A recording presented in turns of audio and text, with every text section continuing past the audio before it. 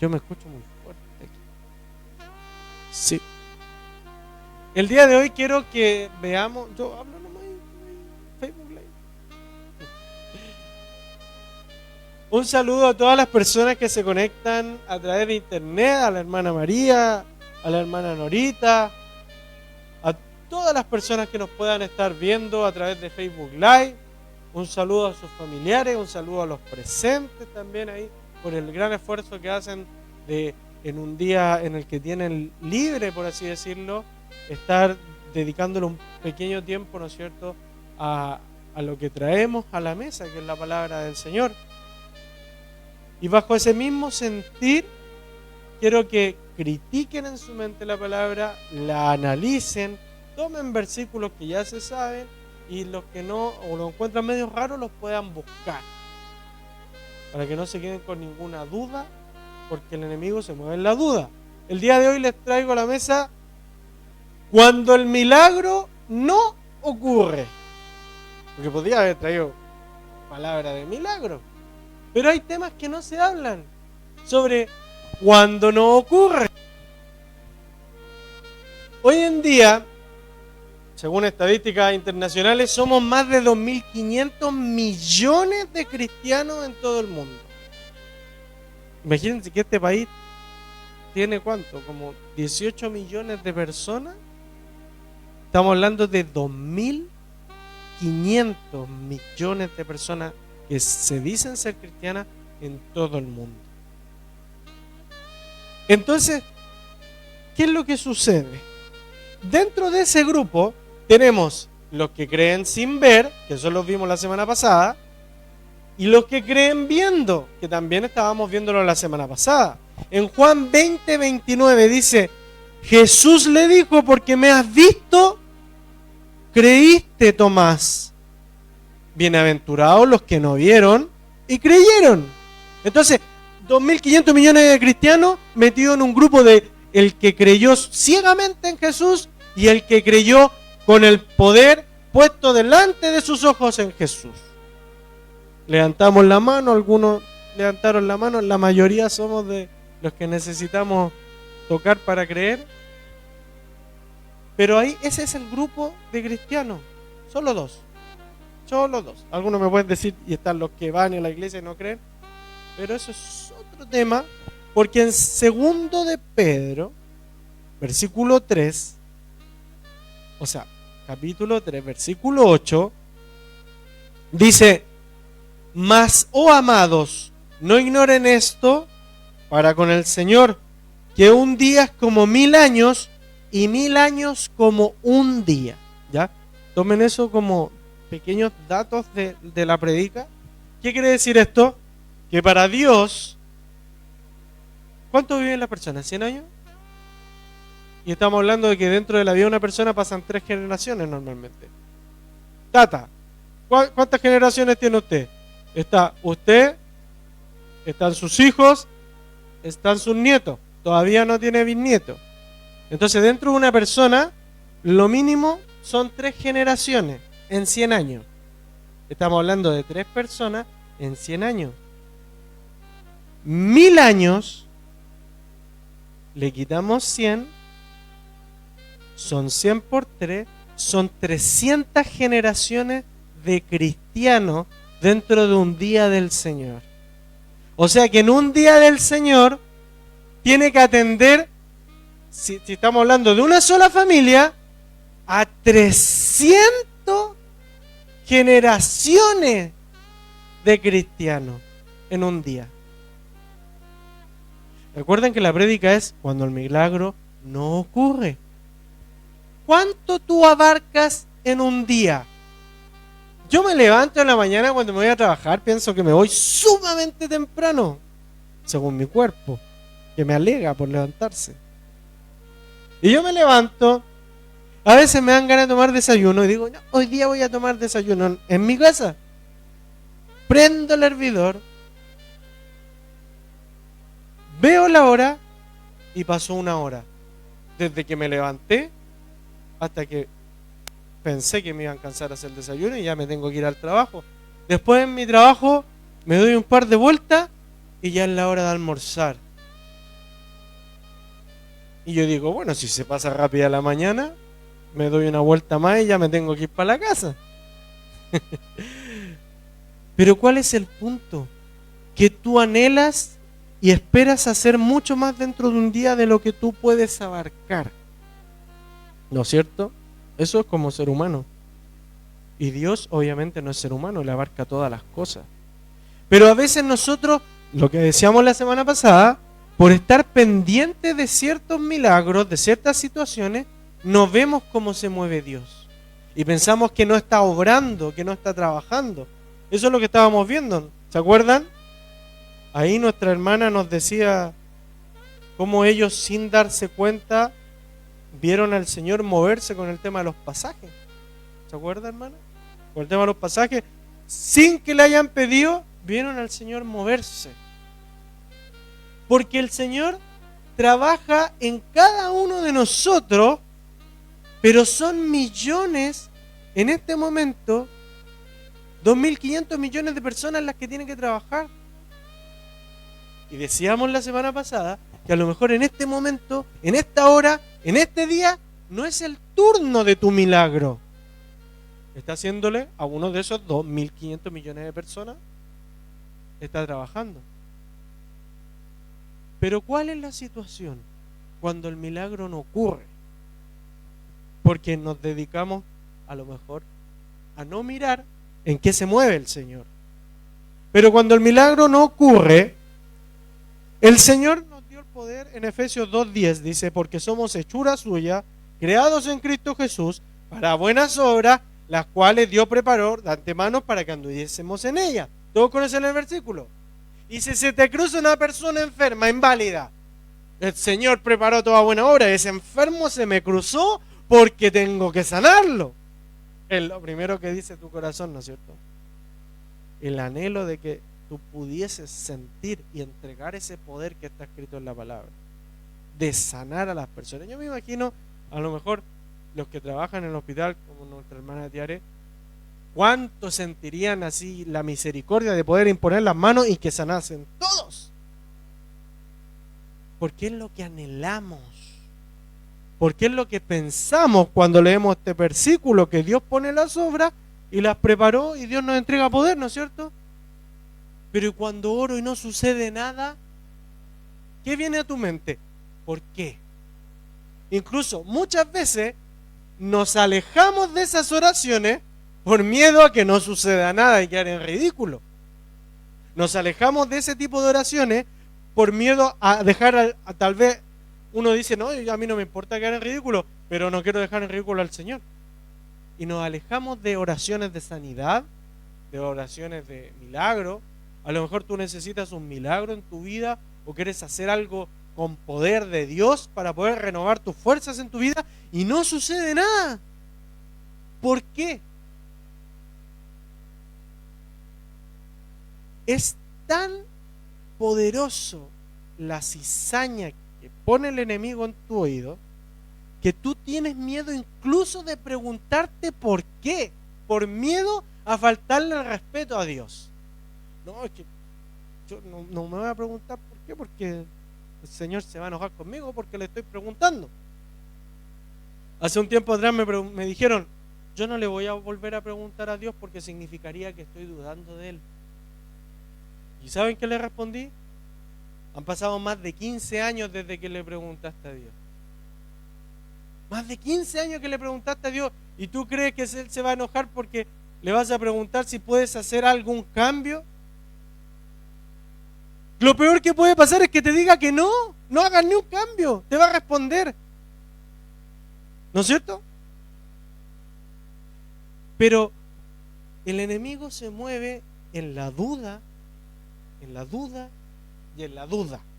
La única manera de que el enemigo pueda sembrar una idea es de que no tengas la certeza. ¿Qué es lo que sucede?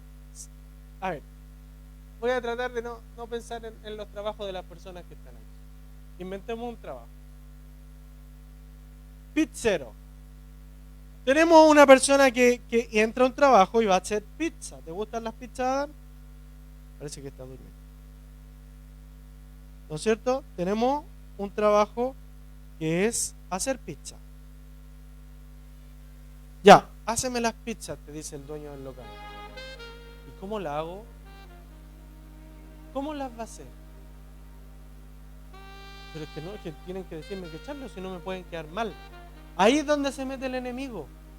Porque cuando tú no sabes hacer el trabajo, los consejos son la mejor opción que tienes. Y viene una persona y te dice, hazla así, así, así. Ah, no, él debe saber porque él trabaja aquí mucho tiempo antes que yo. El enemigo trabaja mucho tiempo antes que tú.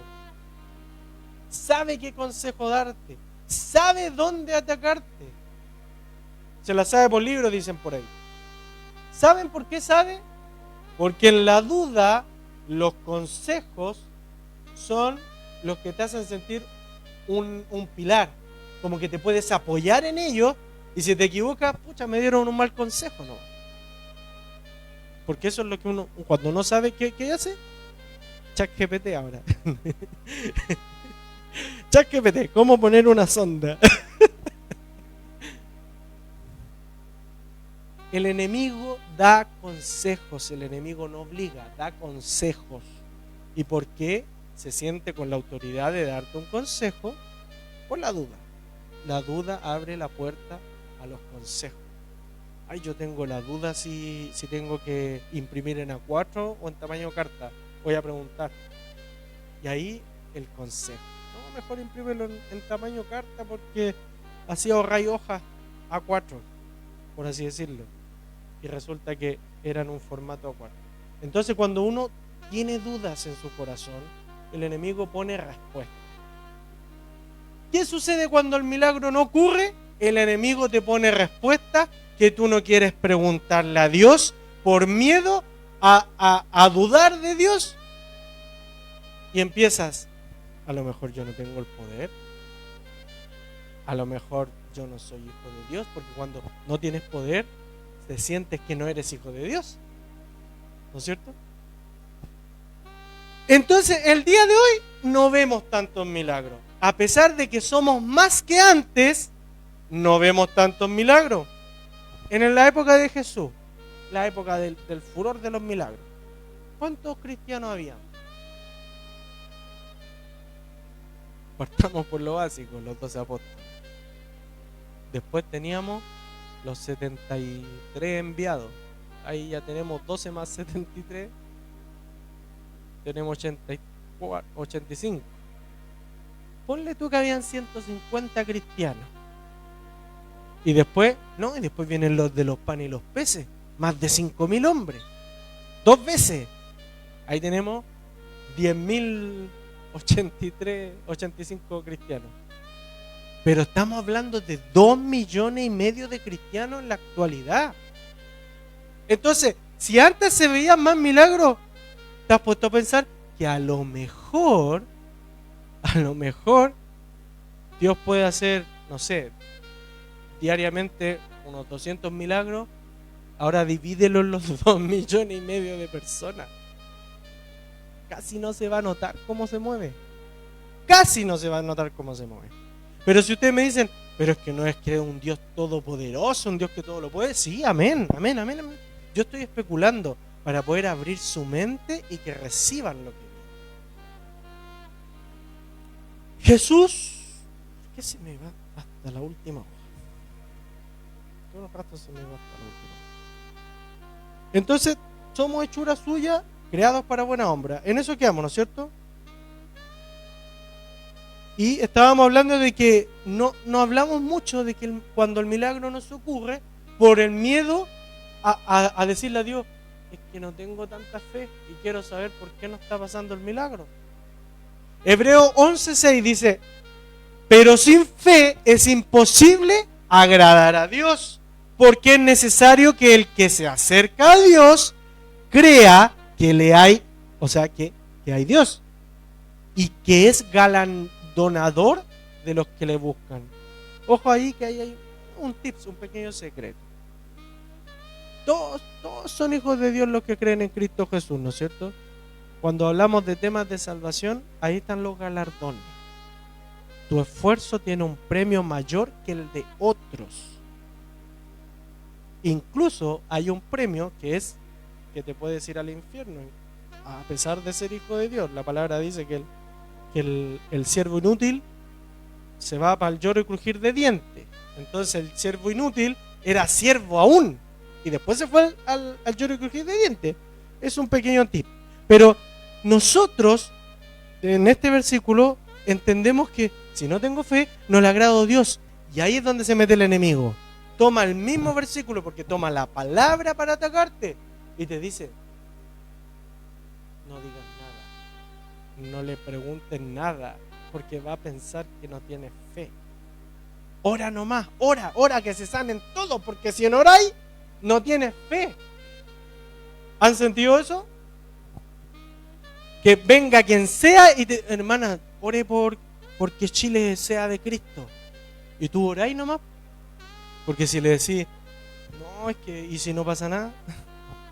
No podéis decirle eso, ¿no es cierto? No puedo. No, es que no.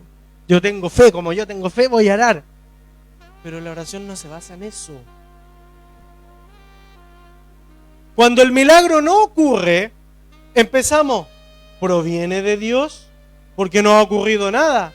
A lo mejor esto no proviene de Dios y por eso no ha ocurrido. Oran incansablemente porque Chile sea de Cristo, pero Chile no es de Cristo. Ah, no, es que ahora vamos a tener un presidente cristiano. Las oraciones se cumplieron y tenemos un pueblo dividido. Las oraciones se cumplieron porque tienen un presidente cristiano, pero un presidente cristiano no puede obligar a la gente a creer en Cristo. Entonces, ¿qué es lo que sucede? El enemigo se mete en la duda. ¿Proviene de Dios? ¿No proviene de Dios? Si fui yo el culpable por el cual los milagros no están pasando, ¿seré hijo de Dios o no? Porque al final no se me cumple nada de lo que pido. Y empiezas a preguntarte cosas que piensas que provienen de ti, de tu propio entendimiento, de tu propia voluntad. Y ahí viene la palabra cuando dice maquinaciones. La palabra maquinaciones, que está en la Biblia, de que el diablo hace maquinaciones, es que causa que tú pienses cosas que no son. Solamente porque te da consejo. El enemigo se mueve en incertidumbre. Santiago 1, del 6 al 8, dice, uy, aprieto un botón y se va toda la predica hasta la última. Me molesta. Realmente me molesta. En Santiago 1:6 dice, pero pidan con fe, no dudando nada, porque el que duda es semejante a la ola del mar que se arrastra por el viento y es echada, o sea, es destruida de un lado para acá o de un lado para acá. No piensen pues quien tal haga ese tipo de cosas. ¿Qué cosa? No tener fe. Que recibirá cosa alguna del Señor. El hombre de doble ánimo es inconstante en todos sus caminos. ¿Qué hace el enemigo? Hace que tomes el hombre inconstante. El hombre de doble ánimo es inconstante en todos sus caminos. Entonces el enemigo te hace pensar que tienes que pedir con fe, tienes que pedir con fe, tienes que pedir con fe. Eso, aunque no lo crean, te lo hace pensar el enemigo, porque tú estás forzando la fe. No es que tienes que pedir con fe, porque si no eres inconstante. No, es que tienes que pedir con fe. La fe no es un músculo. No es que porque tú pidas y pidas y pidas y pidas, se te va a cumplir ese milagro. Pero el enemigo te hace pensar con estos dos versículos que hemos leído, de que no pedir algo es no tener fe. De que no orar por alguien es no tener fe. El enemigo te hace pensar lo que le conviene a él. ¿Qué le conviene a él? Que tú dudes de ti mismo. Entonces, ustedes van a decir, pero pastor, ¿cómo me está diciendo que el enemigo me hace pensar que tengo que orar con fe, y eso es igual a que el enemigo quiere que yo dude de mí mismo?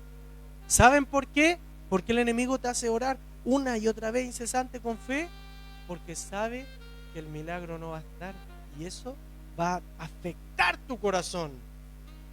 Sabe que no se va a cumplir porque estás teniendo una fe forzada, que es una fe falsa. La fe es la certeza de lo que se espera y la convicción de lo que no se ve. Analicen en su corazón certeza. Esto es un libro, ¿no es cierto? Porque yo lo sé. Eso es certeza. Y cuando tú oras por un inválido, ¿tú sabes que va a sanar? Le estoy preguntando. Si me pueden contestar sería lo ideal. ¿Saben que va a sanar si oran por un inválido? ¿Entonces están orando con fe? No. Pero oran igual. Oran igual por el inválido. Y están orando sin fe. El problema no son ustedes. El problema es que el enemigo le ha hecho creer a la iglesia que tiene que orar todas las cosas. Eso lo ha hecho el enemigo porque ha entrado a la iglesia cuando no ocurren milagros, destruyendo, hermano. El enemigo te forza a orar por todas las cosas que quieres, pensando en que si no lo haces es porque eres un falto de fe. ¿Qué le dijo el enemigo? ¿Qué le dijo Satanás a Jesús cuando estaba muriéndose de hambre a los 40 días? Oye, pero si tú eres el Hijo de Dios, ora por el pan para que se convierta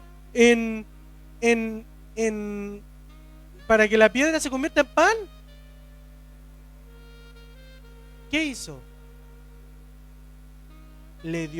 Lo atacó en su mente. Oye, pero ora para que se cumpla tu milagro, si tú tenés poder. No le dijo, no busques a Dios. No le dijo, no ores a Dios. Le dijo, hace lo que dice la palabra que sabes hacer y que tienes poder, hácelo. Atacó directamente la fe. Que no se ocurran los milagros no quiere decir que no tienes fe. Pero si oras por milagros que no ocurren, quiere decir que estás orando por tu propia voluntad, por tu propio entendimiento, por tu propia confianza. Todo se lo voy a mostrar con versículos. Y no los estoy atacando, le estoy diciendo cómo los ataca el enemigo. Ojo ahí. Entonces todos sabemos que es imposible agradar a Dios sin fe, ¿no es cierto? ¿Y cómo ustedes creen que es agradable para Dios que oren por un inválido y no sale?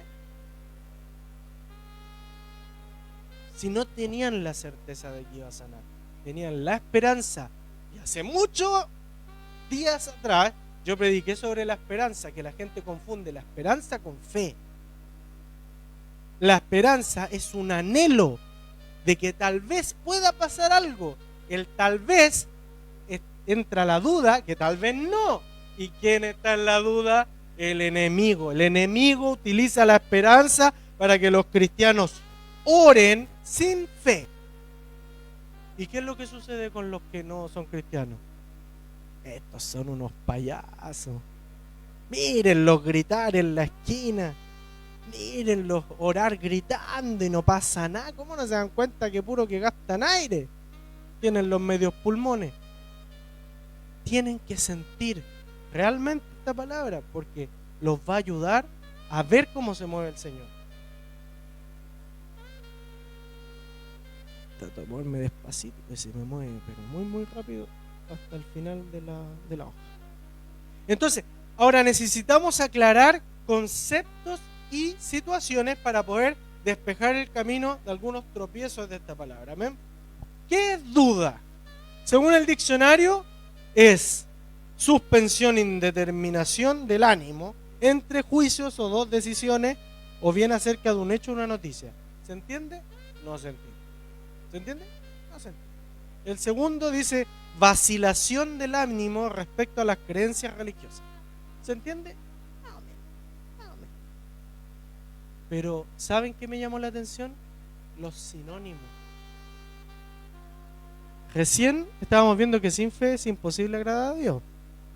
Y estábamos viendo que el enemigo utiliza la duda para que oremos con esperanza, no con fe. ¿No es cierto? Miren los sinónimos de la duda cuando entiendan por qué se enoja Dios. Duda es similar a cuestionar, interrogante, falta de certeza, falta de seguridad, indecisión, vacilación, titubeo, incertidumbre, desconfianza. Ahí sí se entiende. Es más fácil de entender con los sinónimos. Ahora, ¿cuál es el problema? Cuando tú oras por esperanza, obviamente no se te ocurre el milagro, porque no estás direccionado por el Espíritu Santo. Sí, ahí sí se escucha.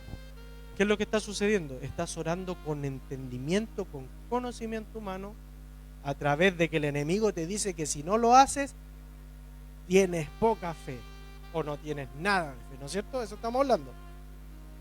¿Ah? O no eres hijo de Dios, porque todo eso se te pone en el camino cuando no te sucede el milagro.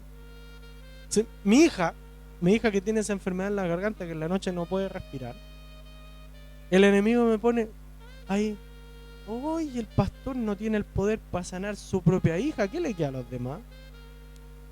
¿No es cierto? Porque si tuviera tanto poder, como dice la palabra, ¡pum!, sanaría. Yo oro todos los días por mi hija. Pero si todo el tiempo estoy orando por una esperanza y no con fe, que es fe en la convicción de que va a suceder, ¿por qué Dios se enoja?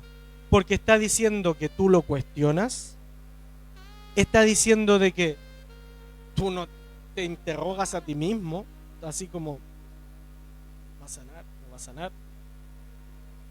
Tienes falta de seguridad en tu oración al orar con esperanza. Tienes falta de certeza de lo que va a suceder. Otra vez se fue. Tienes falta de...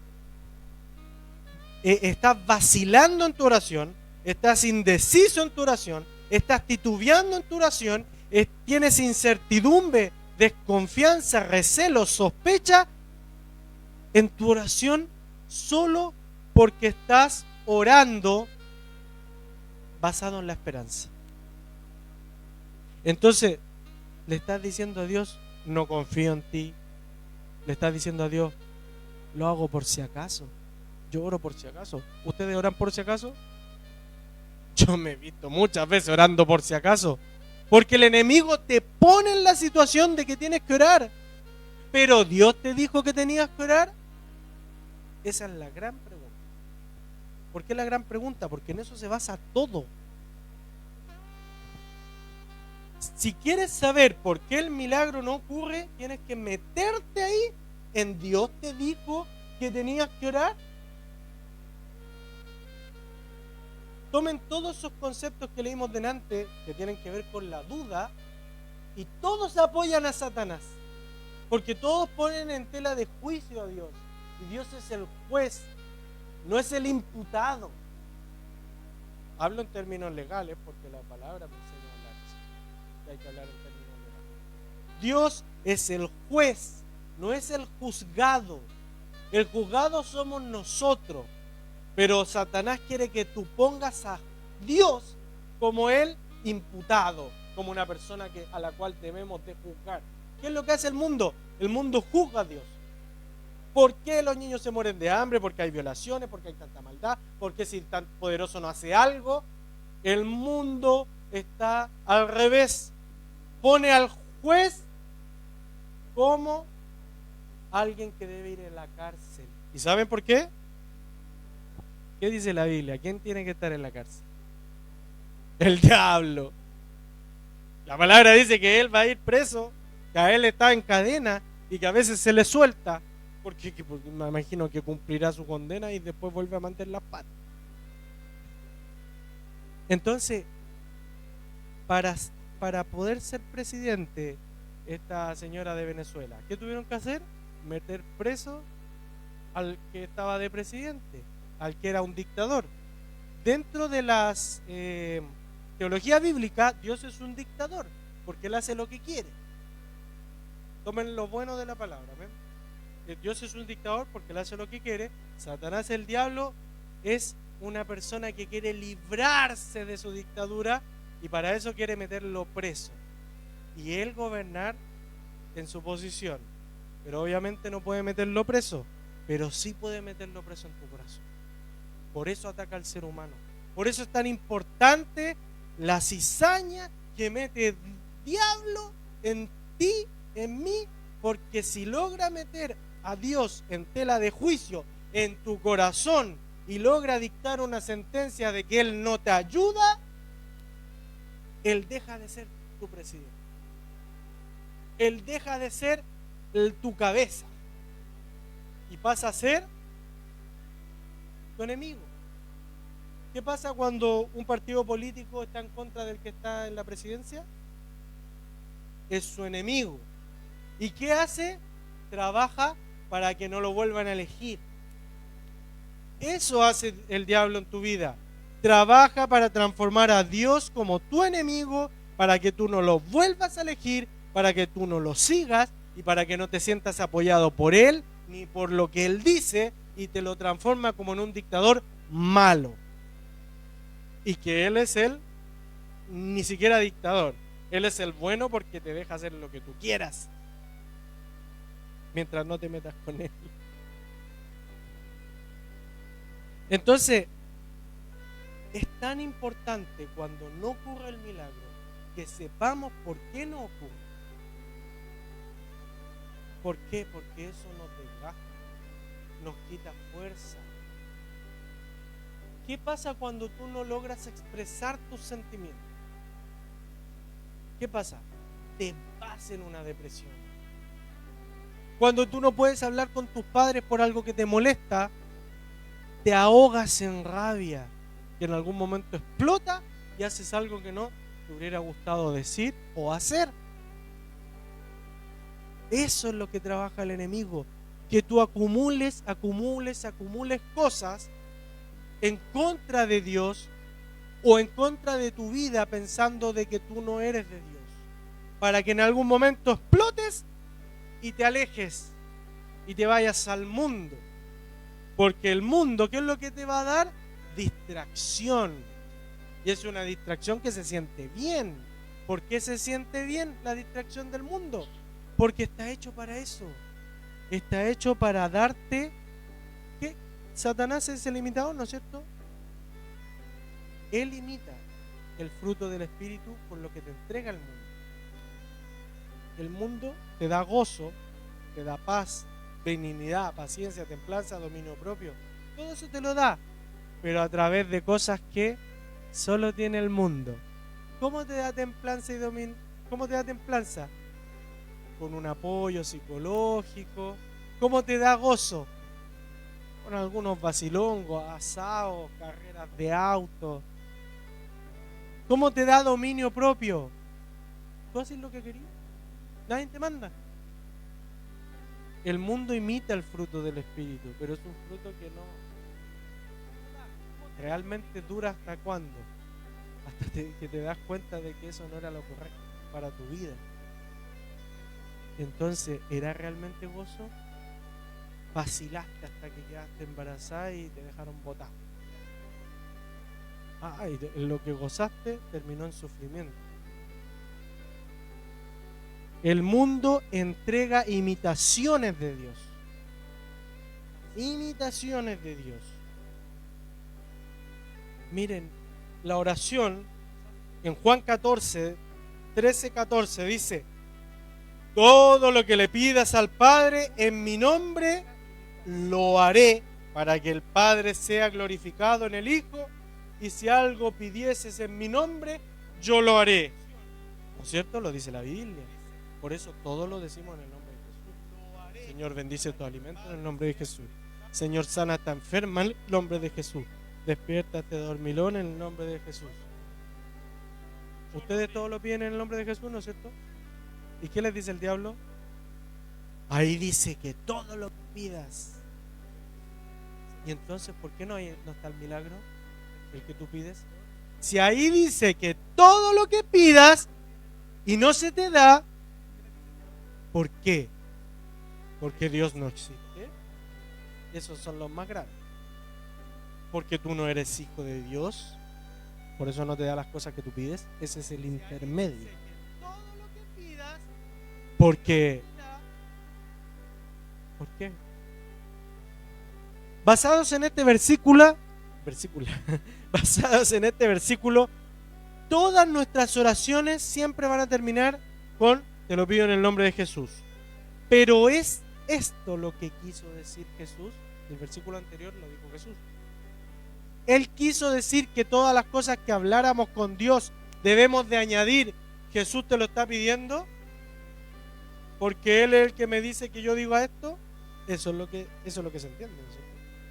Es lo que el diablo te hace entender. Lo que realmente Jesús quiso decir es que todo lo que le pidas al Padre, pídelo como si yo te hubiese enviado a pedirlo.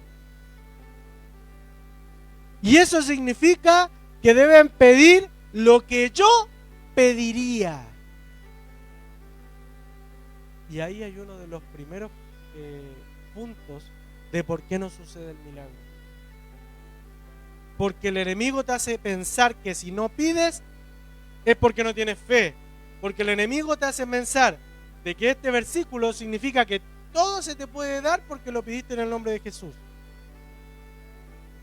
Jesús lo que dijo fue: cuando le pides algo al Padre, pídelo en mi nombre y se te va a dar, ¿no es cierto? Pero no es que pongas en el final, te lo está pidiendo Jesús. No es eso. ¿Por qué? Porque si no estaría en contra de su propia palabra. ¿Por qué? 1 Corintios 2:16 dice: porque ¿quién conoció la mente del Señor? ¿Quién le instruirá? O sea, ¿quién le enseña a Dios? Mas nosotros tenemos la mente de... Ese versículo va con este versículo. Toda la Biblia va entrelazada. Si tienes la mente de Cristo, vas a pedir como si Cristo estuviera pidiendo. Entonces, no es que tú tienes que pedir todo con el final de en el nombre de Jesús. Es todo lo que le pidas al Padre, pensando como yo pienso, se te será dado. Ahora, lean la vida de Jesús. ¿Qué pidió para él? Nada. Ni siquiera fue capaz de pedir que la piedra se transformara en pan, porque eso era para él. Cuando le dijo: salta del pináculo del templo, porque está escrito que ángeles te llevarán de la mano, ¿qué le dijo? Le dijo: no tentarás al Señor tu Dios. ¿Por qué lo iba a tentar? ¿Por qué lo iba a tentar? ¿Alguien ha pensado por qué Jesús diría que eso es hacer que Dios trabaje, es tentarlo? ¿Saben por qué? Porque lo está poniendo a prueba. Lo está poniendo a prueba. ¿Qué hace el mundo? Si los cristianos tienen poder, ¿por qué no van al hospital a orar por los enfermos? Poniendo a prueba a Dios, a ver si realmente existe.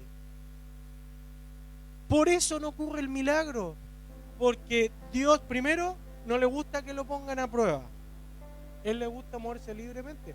¿O acaso a algunos de ustedes les gusta ir por la calle y que entregarle dinero a todos los que le piden plata? Porque es una cosa así gigantesca la cantidad de personas que le piden plata en la calle. ¿Ustedes le dan a todos? ¿Les gusta que le pidan? A nadie le gusta que le pidan, ni menos tanto, ni menos tantas veces. Te ponís con un ojo tan crítico para saber a quién darle, que decís: tiene su cabeza, tiene sus dos manos, tiene sus dos piernas. ¿Por qué no trabaja mejor? Al que veis que le falta una mano, una pierna, ya, sí, ya te le voy a dar porque se le cuesta más. Y te ponís crítico. A nadie le gusta. Somos imagen y semejanza de Dios, ¿no? A Dios no le gusta que le digan lo que tiene que hacer. Él hace lo que tiene que hacer, se obliga a hacerlo, porque eso lo vimos cuando murió en la cruz, se obliga a hacerlo, pero no le gusta que le digan lo que tiene que hacer, ¿saben? ¿Dónde está el versículo que dice que no le gusta que lo obliguen? No lo anoté, esto me lo recordó el Espíritu, cuando a Jesús le dijeron, pero, ojalá esto no te acontezca, le dicen a Jesús. Y aléjate de mí, Satanás, le dijo, porque yo tengo que hacer la voluntad de mi Padre. Él se obliga a hacer las cosas que tiene que hacer. No le gusta que nadie le diga lo que tiene que hacer, en primer lugar. Entonces cuando tú estás, Padre Celestial, quiero una casa grande de 2 pisos, en el nombre de Jesús te la pido. No. La oración verdadera es, Padre, si es de tu voluntad, ¿podrías cumplirme el anhelo de mi corazón de algún día llegar a tener una casa de 2 pisos? Eso se habla, no se ordena en el nombre de Jesús, porque Jesús no te dijo que hicieras eso, o Jesús te dijo que le pidieras una casa de 2 pisos. No. Entonces, ese tipo de oración tiene que ser por ti. Recuerda que la oración es oración porque habla una pura persona, pero va dirigida a una persona existente, entonces es una conversación, ¿no es cierto? Cuando tú pidas algo por ti, no añadas, te lo pido en el nombre de Jesús. Si tú quieres aprender a ver milagros, tienes que aprender a pensar como Cristo. Cuando Cristo quiere algo, te va a impulsar a hacerlo, te va a obligar a hacerlo, y ahí tú pides el milagro. Si tú vas a hacer un milagro por fe, hablamos de que la fe es la certeza, ¿no es cierto? Se siente. ¿Saben cómo se siente? Se siente como querer la persona más venga de todo el mundo si no lo haces. Te sientes en deuda si no quieres hacerlo. El Espíritu pone una condición en ti. Anda y ora por esa persona. Dile que perdona a su hermano. Y tú empezás ahí. ¿Voy o no voy? ¿Voy? ¿Es el Señor o no es el Señor?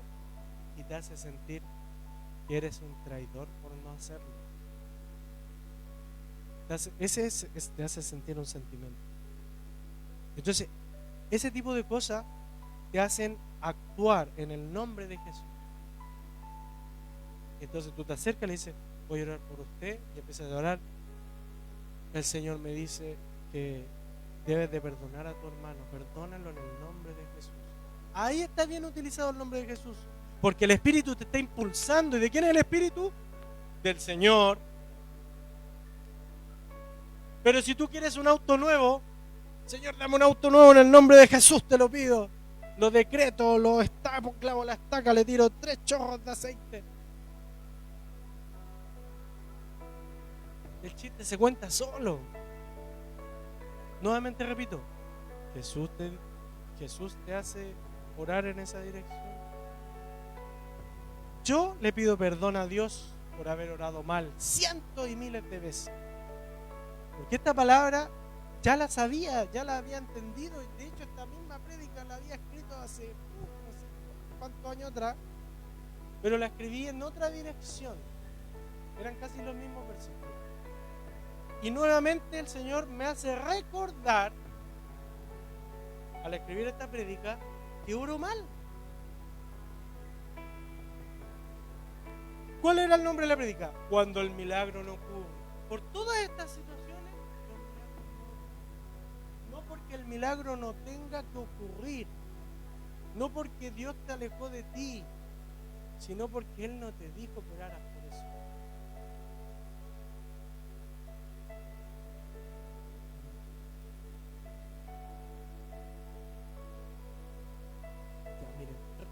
Juan 5:1-18.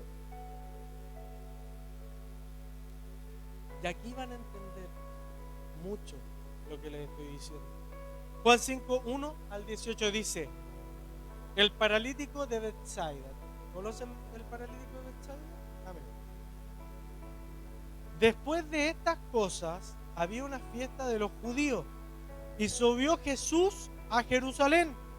Y ahí en Jerusalén, cerca de la puerta de las ovejas, ¿saben por qué se llama puerta de las ovejas?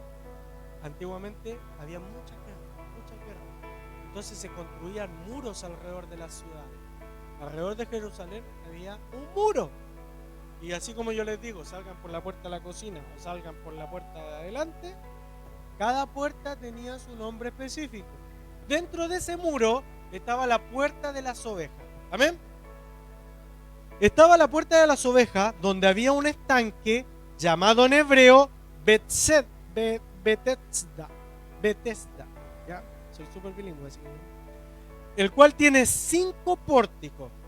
¿Qué quiere decir eso? Imagínense esto. Una fuente con pilares. Cada arco, 5 pilares. O sea, tenía como un... ¿Cómo se llama? Donde las plazas se construían para que cantaran y predicaran. Tiene un nombre, no es quincho, pero tiene un nombre eso. Una pérgola. Imagínense una pérgola con 5 entradas y una fuente, ¿ya? ¿Por qué tan? Bueno, son detalles importantes, ya se los voy a explicar, ¿ya? Entonces tenía 5 entradas. En esto había una multitud de enfermos, pongan el número que quieran, 10, 20, 50. Y cada uno de ellos podía entrar por una de las 5 entradas. Habían ciegos, dice la palabra, habían cojos y habían paralíticos que esperaban el movimiento del agua. Porque un ángel descendía,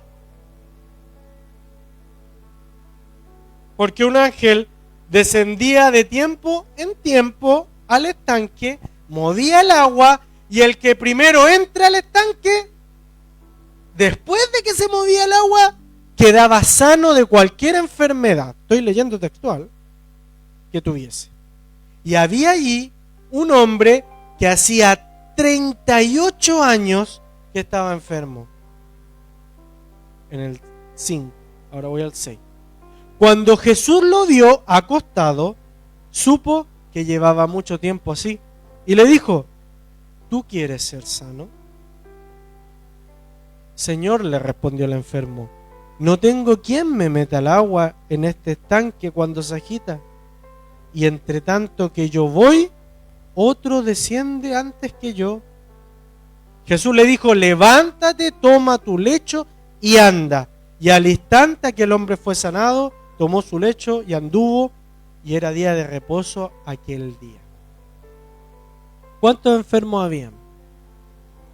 Muchos. Ciegos, cojos, paralíticos. ¿Y a cuántos sanó? Y era Dios. Sanó a uno de entre muchos. ¿Los demás lo merecían? No lo sabemos. Lo que sí sabemos es que no todo. Los ángeles son de Dios, ¿no es cierto? Amén. El ángel movía el agua y se sanaban. Amén. El primero que entraba era sanado. Amén, ¿no es cierto? Eso significa que todos tenían la oportunidad de ser sanados. Pero a pesar de eso, a pesar de que era una competencia ser sanado, Dios sanó a uno. A uno. ¿Por qué sanó a uno? ¿Por falta de fe? Imposible ver a Jesucristo, es imposible. ¿Los demás no lo merecían? Muy poco probable, porque tenían la oportunidad de entrar al agua. Así que de alguna u otra manera podían ser sanados. ¿No puede sanar a tantos al mismo tiempo? También creo que sea imposible. Porque solo sanó al que sabía que sanaría. Ojo ahí. Juan 5:19 dice: la autoridad del Hijo, respondiendo Jesús. ¿Saben por qué? Porque le preguntaban: ¿con qué autoridad sanas enfermos? Esto viene después de... No quise escribir toda la historia. Era día de reposo y en día de reposo no se podía trabajar. Y hacer milagros ellos lo tomaban como trabajar. Entonces se lo llevaron, entre comillas, preso por los guardias de los templos para cuestionarle por qué había sanado a una persona en un día que no estaba permitido. Y le dicen: ¿en qué autoridad haces esto? Y Jesús le dice: de cierto les digo, no puede el Hijo hacer nada por sí mismo, sino lo que ve hacer al Padre, lo que ve hacer al Padre, porque todo lo que el Padre hace, también lo hace el Hijo. Entonces, ¿Jesús tomó la decisión de no sanar a los demás? ¿Jesús tomó la decisión de sanar a uno solo? Fue el Padre. Y me van a decir, pero es que el Padre es Jesús. Sí, pero en ese momento era carne. Así que no era lo mismo. Jesús vio a quien Dios sanó y Él lo sanó. Y no vio a nadie más ser sanado, así que no lo sanó. Eso te da certeza. Si tú ves que yo cocino huevos revueltos de una manera y tú no sabes, ¿cómo vas a cocinar los huevos revueltos?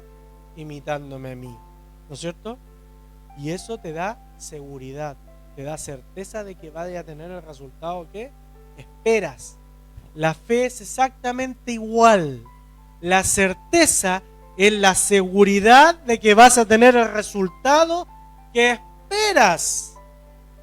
¿Tú crees en el reino de los cielos? Tienes fe. ¿Crees que Jesucristo es el Hijo de Dios? Tienes fe, tienes la seguridad, tienes la certeza. ¿Crees que Él tiene poder para hacer milagros y que resucitó del tercer día de entre los muertos a Jesús? Tienes fe. Pero orar por todo lo que se te cruce por delante no es tener fe, es tener esperanza. Y no se ora con la esperanza, porque eso no le agrada a Dios. Por eso no hay milagro, porque Él no lo vas a hacer trabajar para ti. Cuando el Espíritu te diga, hace el milagro, debes hacer el milagro. Una vez, me acuerdo que tú, Tiare, nos contaste que sentías de que tenías que hablar con un enfermo. No sé si te acordás. ¿Sí? Ese sentimiento se ora con el término, te lo pido en el nombre de Jesús, porque el Espíritu te empujó y el Espíritu es de Él. ¿Logran entender la diferencia entre orar con esperanza y orar con fe? El Espíritu te empuja porque tiene la seguridad de lo que va a suceder. Ahora, Marcos 9, 14 al 29, dice, cuando Él llegó a donde estaban los discípulos, vio una gran multitud alrededor de ellos y escribió,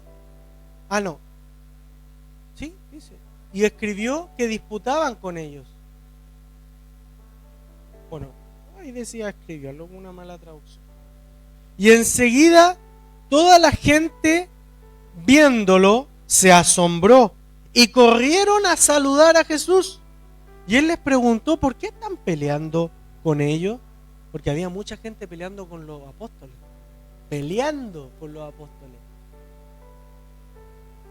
¿Por qué pelean con ellos? Y la multitud le respondió, Maestro.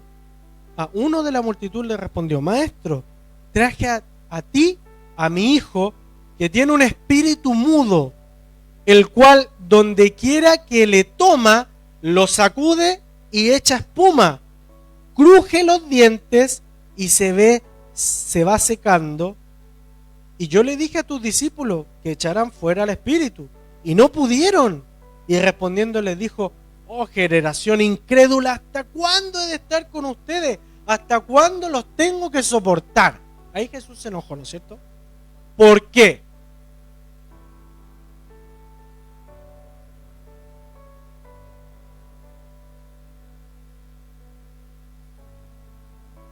Le dijo generación incrédula porque como los discípulos no pudieron echar fuera al espíritu, dejaron de creer y Él lo sintió. Porque fueron a reclamarle, porque estaban peleando.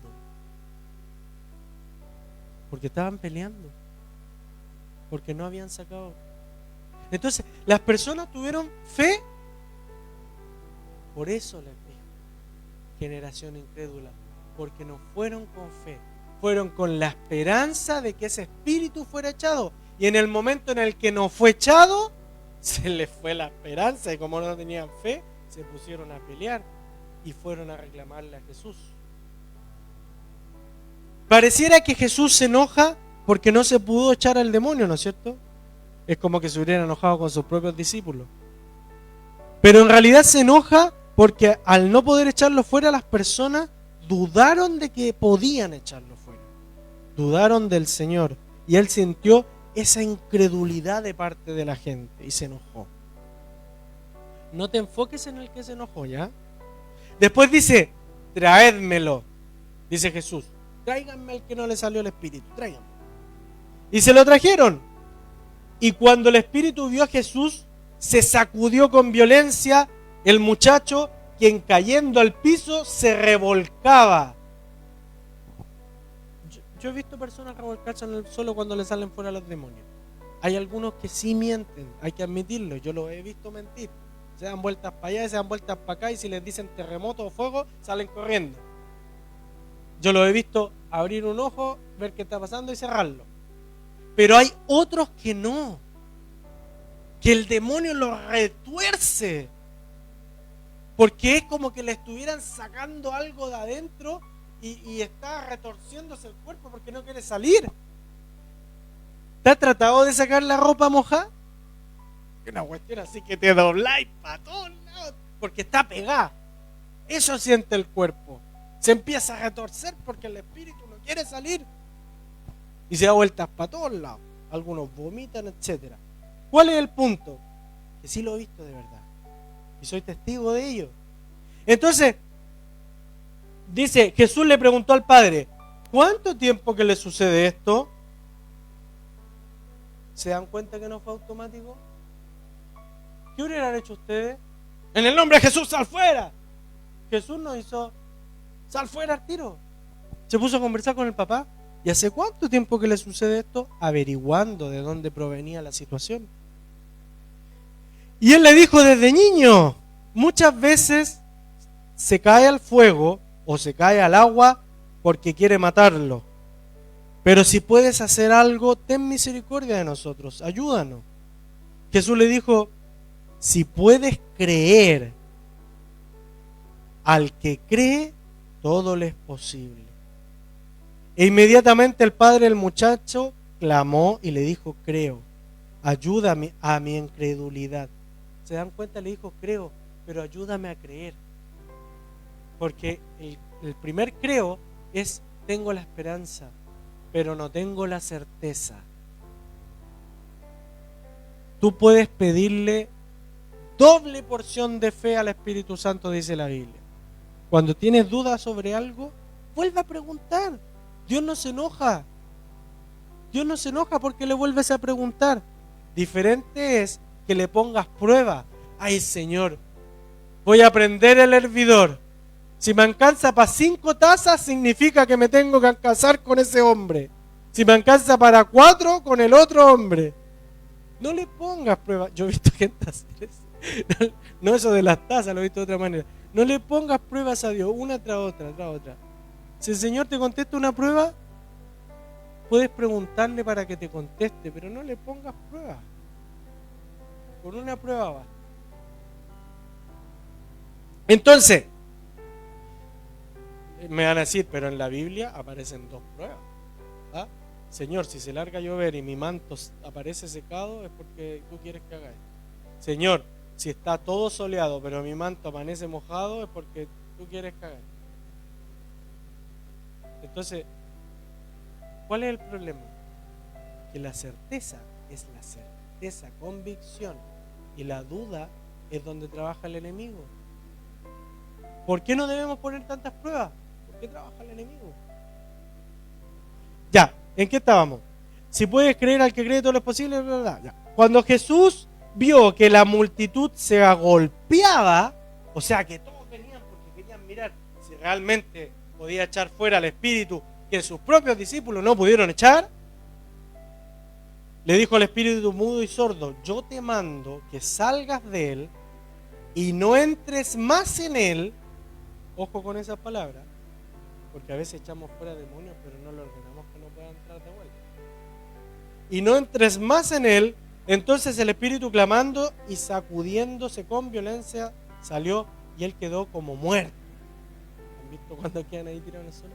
De modo que muchos decían, está muerto. Pero Jesús, tomándole de la mano, le enderezó le levantó, y cuando él entró en su casa, sus discípulos le preguntaron, ahí estaban así como,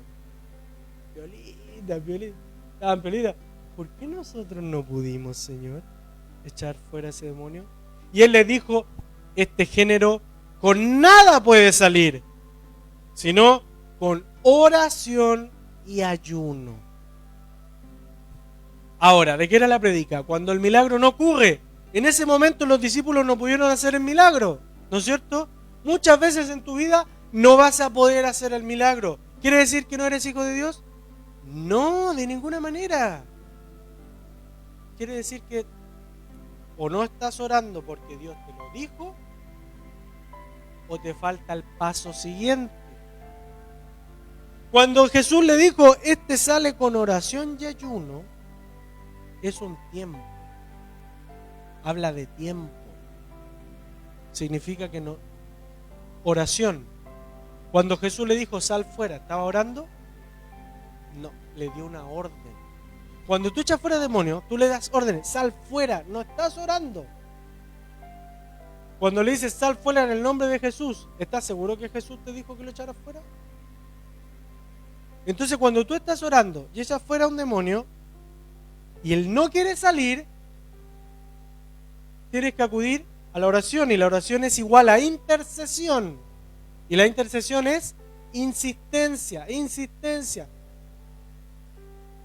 Y cuando dice oración con ayuno, significa que tienes que purificarte.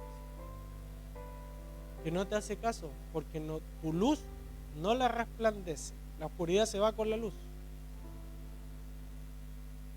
Entonces, cuando el milagro no ocurre, en este momento llevamos tres situaciones. Primera situación, porque tal vez Dios no te lo dijo que oraras en esa dirección. Tal vez no te dijo nada. Segunda situación, a lo mejor no has insistido en la oración. Tercera situación, a lo mejor tu carne no permite que se haga el milagro. ¿Por qué? Porque el ayuno es para sujetar la carne, no es para que pase hambre. Podemos comprender que no solo hay que pedir en oración conforme a la mente de Cristo, porque si tuviéramos la mente de Cristo, ellos, los apóstoles, tenían la mente de Cristo. Querían sanar, pero no pudieron. ¿Por qué? Porque no tenían suficientemente tiempo conectado con Dios y no tenían suficientemente su carne libertada del pecado. ¿Amén? Porque hay, o sea, no va a venir un soldado a echar fuera a un general. ¿Logran entender? Tienen que llegar a ser o estar igual o más arriba. Entonces hay potestades más fuertes que otras. Miren, en otra ocasión en la que no ocurre el milagro, cuando llegaron los hijos de Israel, toda la congregación al desierto, no anoté el versículo, el número, ¿ya? Pero es cuando Moisés rompió la roca para que saliera agua. Llegaron los hijos de Israel y toda la congregación, ojo ahí, estaban en el desierto de Sin en el mes primero. Acampó el pueblo en Cades y allí murió María y allí fue sepultada. ¿Y por qué no había agua para la congregación? Se juntaron contra Moisés y contra Aarón. ¿Por qué? Porque tenían sed. Y habló el pueblo contra Moisés diciendo, ojalá no hubiéramos muerto cuando parecieron nuestros hermanos delante de Jehová. O sea, le dijeron, estamos tan mal que mejor no me hubiera dicho que Dios existe, porque se nota que a mí no me ayuda. Eso le están diciendo. ¿Han escuchado, hermano, hablar así?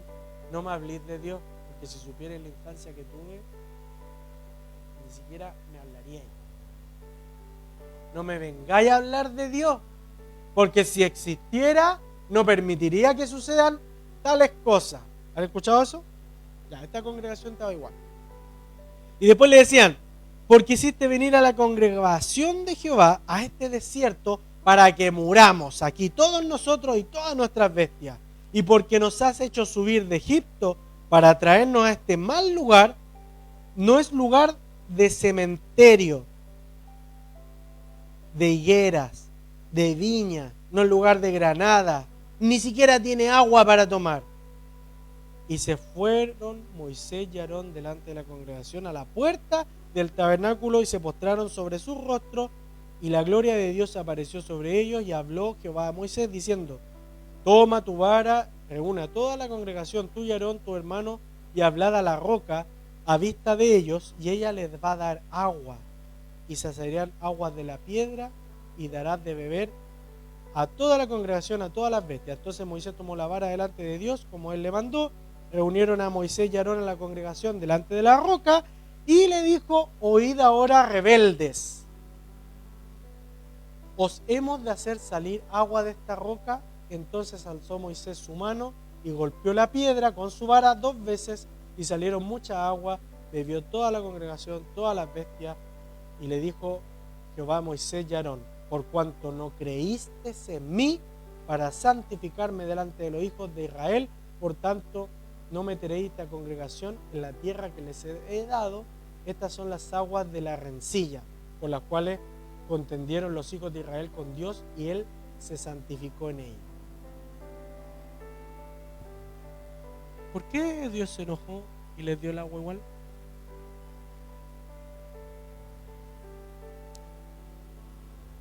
Ellos estaban con Dios y reclamaban porque iban a morir de hambre y de sed. O sea, estaban mal, su carne estaba mal. Y fue tan dura la situación de su carne que traspasó hasta su fe y les hizo pensar de que Dios los llevó ahí para morir. Muchas veces hay personas que están tan mal en su vida que no creen en Dios por lo mal que están. Y eso es realmente estar muerto, dejar de creer en Él. Porque te puedes morir en el desierto, tus huesos se pueden secar, pero Él tiene poder para darles nueva carne, nuevos ligamentos, nuevo espíritu. Eso lo dice en la palabra. ¿Y qué pasó al final? Ni siquiera Moisés pudo entrar a la tierra prometida. ¿Por qué? Y ustedes miran, pero Moisés era el siervo de Dios, el que hacía todos esos milagros. El milagro que él no pudo hacer fue entrar en la tierra prometida. ¿Y saben por qué? Porque él tampoco confió en Dios. También pensó que iban a morir y fue a pedirle a Dios que les dé agua.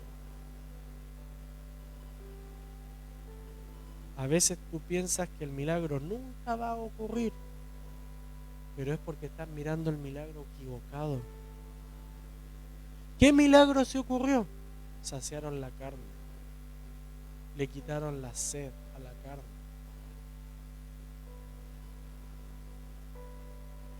Ellos saciaron su propio milagro. Cuando el milagro no ocurre, también es porque estás pidiendo para la carne.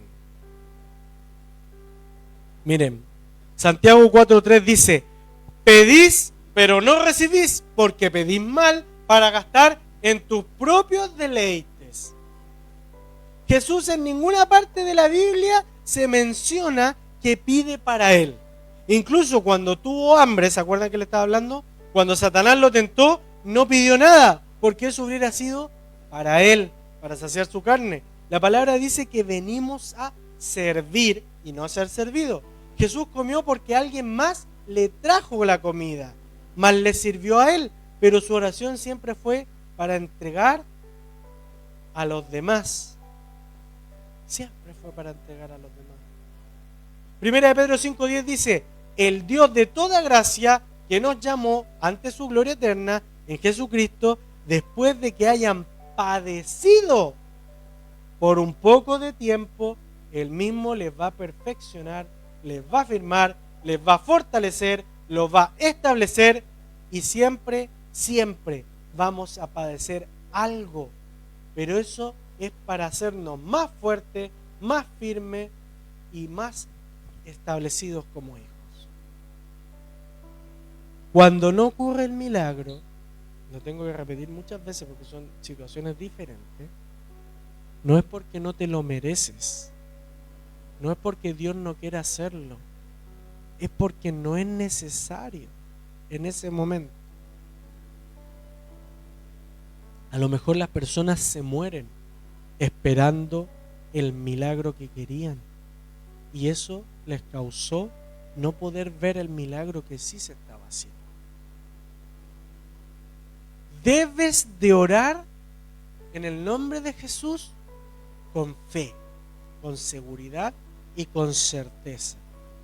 Cuando quieras orar con esperanza, omite en el nombre de Jesús, porque es como un insulto. Porque estás pidiendo algo que Él no te dijo que pidas. ¿Amén?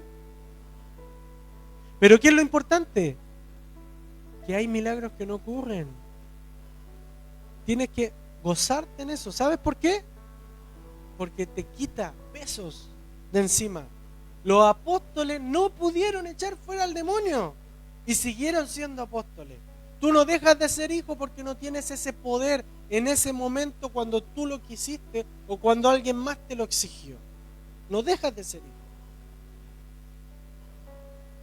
Tampoco dejas de ser hijo porque te alejas del Señor. Porque no pierdes la sangre, no, está en el ADN. ¿Cuándo dejas de ser hijo? Te alejaste del Señor. ¿Qué dice la palabra del Señor? Cuando una persona se casa, dice, hasta que la muerte los separe. Tú te alejaste del Señor y te moriste alejado del Señor. Y vayas a resucitar alejado del Señor. Y ahí no tenés vuelta atrás. Porque te alejaste. Decidiste desecharlo. Y como ya te moriste, el contrato se rompió. Pero si tú mueres estando comprometido con el Señor, vas a despertar separado del Señor, pero Él va a renovar un contrato de matrimonio contigo. ¿Saben por qué? Porque la muerte es el fin de las obras. Entonces, mientras tú estás vivo, vas a seguir teniendo obras delante de tu vida que tienes que cumplir, porque la palabra que leímos decía que Dios las ponía adelante.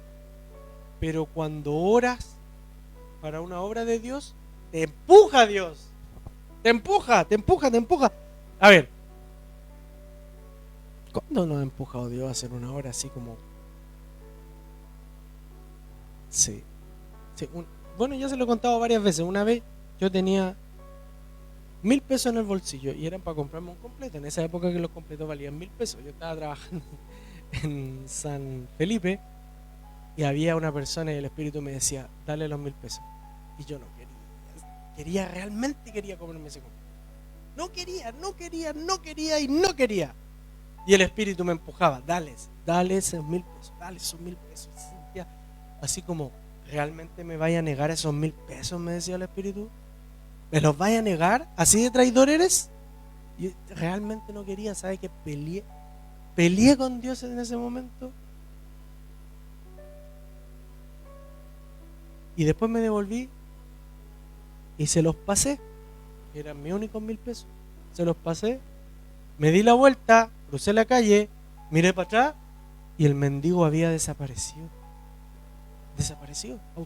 Estaba sentado afuera de una catedral y se parecía, pero un montón al Jesucristo de las películas, se lo juro, parecía un montón.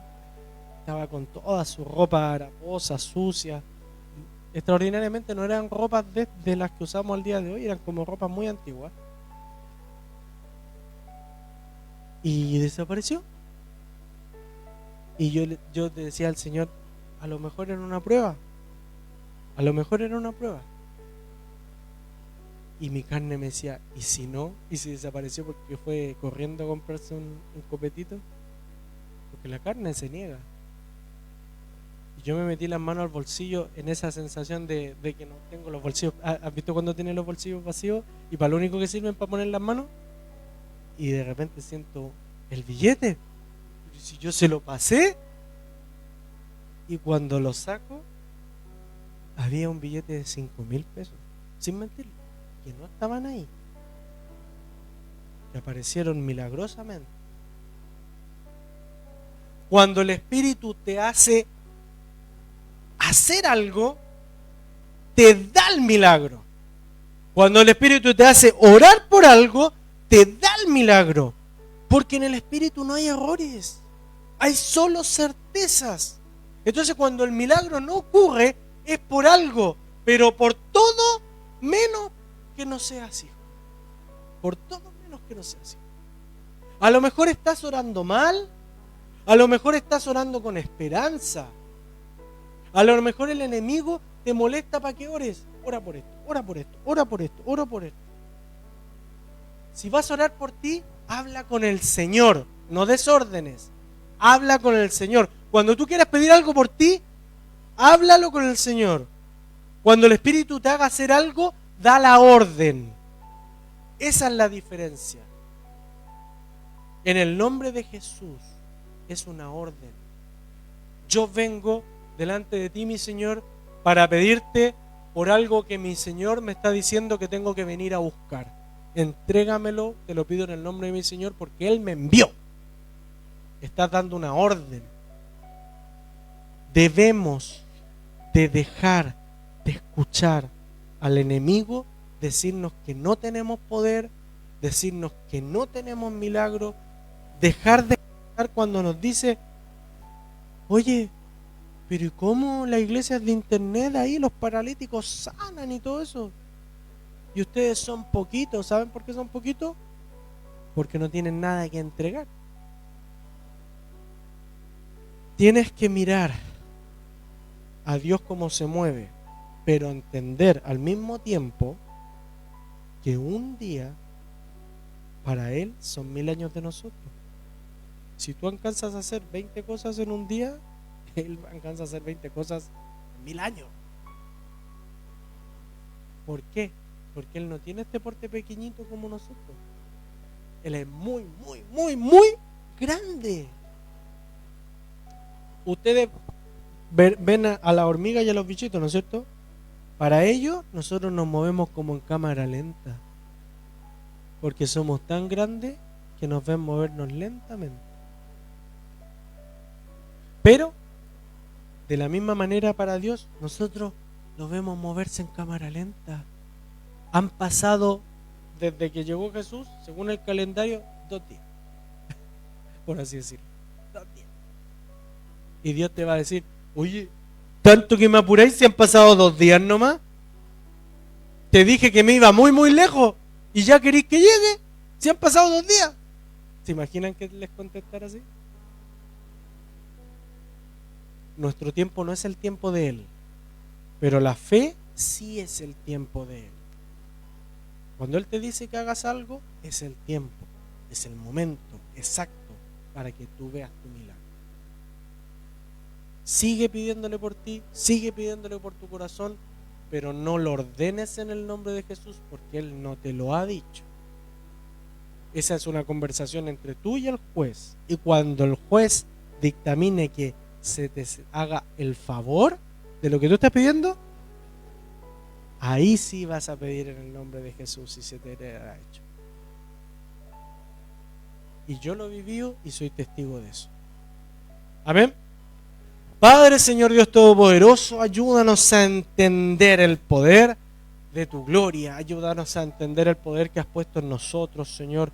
Esto no es una excusa para no orar, no es una excusa para no hacer milagros, Señor, y no es una excusa el por qué no estamos haciendo milagros, Padre Celestial. Queremos hacer tu voluntad, pero queremos que tu Espíritu nos guíe, que tu Espíritu nos apoye para tener esa fe necesaria con la que nos defendemos del enemigo según tu palabra.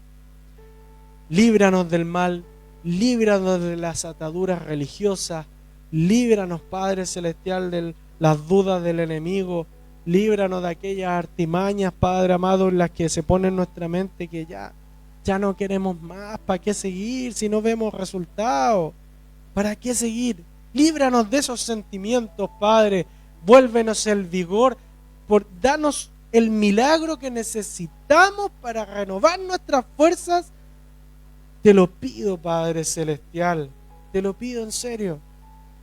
Haznos ver a cada uno de nosotros un milagro nuevamente, algo muy pequeño. Me acuerdo que una vez mi esposa estaba orando y te preguntaba, Señor amado, si debía hacer tal cosa, y ¡pum!, cae un relámpago afuera de la casa, Señor amado. Permítenos vivir en esa sobrenaturalidad para poder renovar fuerzas. Te lo pido por amor a mis hermanos, Señor amado. Te lo pido por amor a cada uno de los que se congregan, Padre Celestial. Envíanos, Padre, endemoniados, Señor. Envíanos endemoniados para poder libertarlos en el nombre de tu precioso Hijo, nuestro Señor Jesucristo. Amén, amén y amén. Me despido de todo internet, excepto de nuestras hermanas que están ahí congregadas. Me despido de Facebook Live. Espero que la palabra haya sido de bendición para sus vidas. Espero que la palabra pueda llegar más allá de los rincones de estos muros y quedan invitados para el próximo domingo. Amén. Y pueden venir aquí presencial, si alguno de ustedes puede venir presencial. Pero yo les voy a decir una cosa, ya que escucharon la palabra endemoniado. Hay una persona que me dice, sácame los demonios. Los demonios no te piden que los eches fuera. Nosotros sabemos cuando tienen demonios, cuando tienen espíritu, etcétera, etcétera, etcétera. No es necesario que vengan a decirme que les saquemos los demonios. ¿Amén? Y ahora pasamos a las noticias, pero se apagó el computador porque no tiene batería. No sé si tiene